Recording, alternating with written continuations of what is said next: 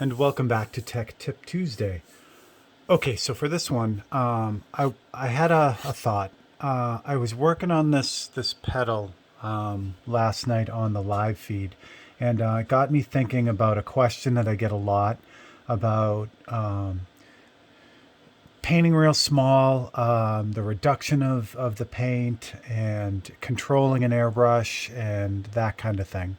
And it got me thinking as I was working this morning about what if there was one thing that I could kind of like say was the most important thing as far as airbrushing when you're kind of working with this, and it works back to the basics. Now I know a lot of people have done videos on the basic strokes of airbrush, but I kind of want to touch on this because I think it's really important, because the answer to most of those questions comes back to this one fundamental airbrush stroke.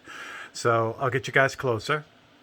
This was a guitar pedal that we're working on for Copper Sound Pedal, and it's got really tiny portraits on. And again, it came down to, you know, what we're going to do right now. So let me move some of this. Get this out of here. I got a blank piece of paper.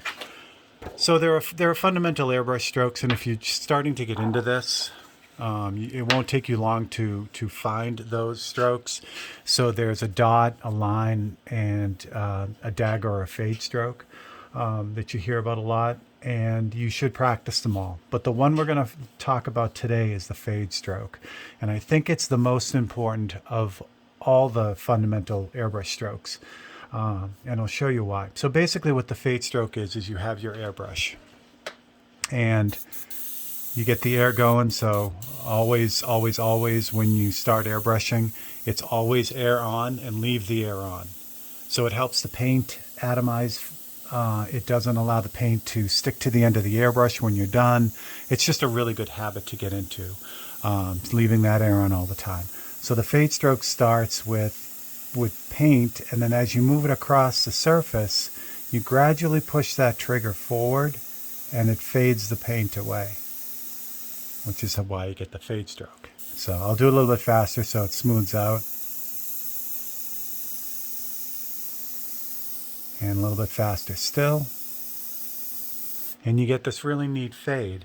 Now the reason why this is so important as a stroke is all your airbrush control is illustrated in this one stroke.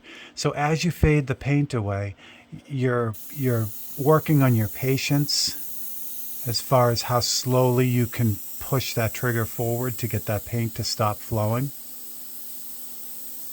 And all your detail comes from that ability to control the flow of paint, how much paint comes out. So the lines are great. You know, when you're practicing your lines, it's great for control. The dots are great because it allows you to practice your control on where the paint is actually coming out. But this fade stroke kind of encompasses everything.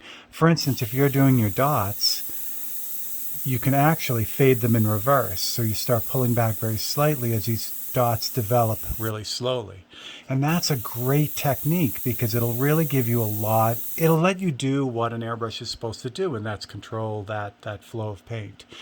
The dagger stroke, for those who are looking up all these different fundamental airbrush strokes, the dagger stroke is exactly the same thing as a fade stroke. The only difference is as you move your hand across to do this fade, you're also moving it closer.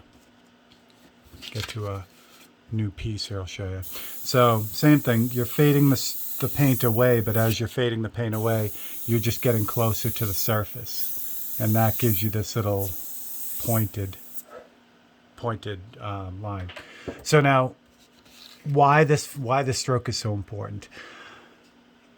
As far as viscosity of paint, everyone asks, how are you reducing your paint?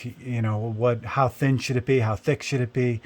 This is a question that this fade stroke can answer instantly for the paint, for the airbrush, for everything, for your control. So if the paint, this paint is set up really well for me to use, but I can illustrate this by forcing the airbrush to do things it doesn't want to do. So say you're doing your fade stroke, and your fade stroke looks like this. As you're fading it away, you're getting these dots, you're getting these breaks in the paint.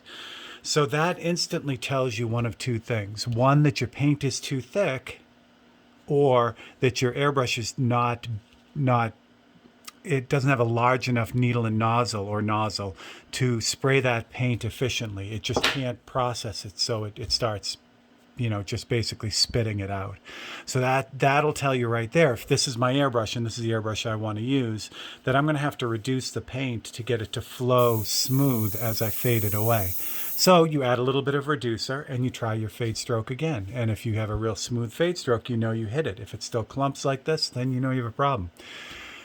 And the opposite is true too. So you have an airbrush, and when you start that fade stroke, you get these spider webs before you can even start your fade stroke. So that's going to indicate that your paint is too thin, or your pressure is too high, or your airbrush is just not set up for that paint. So this fade stroke is really, really good for that. The other thing is all the things you'll do with an airbrush. The one thing an airbrush does very well is blend colors, blend values together. And the way that an airbrush does that is by the control that it puts that paint down on the surface. Well, that control, that ability to blend color, is all about the fading of one stroke into another. And there it is. So there's your fade stroke again. So all the shading that you'll do, all your, even the repairs that you'll do if something happens on a painting where you have to repair it, the very subtle adjusting of colors. So if you have an object that you really want to just tint a different color, all that's the control of that airbrush, and that's that fade stroke. It's your ability to control how much paint is coming out at any given time. So practice that fade stroke, really get it down. It'll before you do the other strokes, really, because if you get that one stroke down, you now have a lot of control over that airbrush. And then from there, it makes it much easier to do all your dots and your lines, because now you have control over that trigger. So the fade stroke is number one. So that is my Tech Tip Tuesday for today. Get out there, practice all your fade strokes, and it'll make you a much better airbrusher, and you will run into a lot less aggravation. So there we go. So thank you for hanging out with the Tech Tip Tuesday. Don't forget to like and subscribe if you have an idea for another Tech Tip Tuesday. If you're having a problem and an issue and you want a little bit of help on that, please let me know. If you have any questions or comments on the fade stroke, please put them in the comments below as well. And I will see you guys next time. Thanks a lot.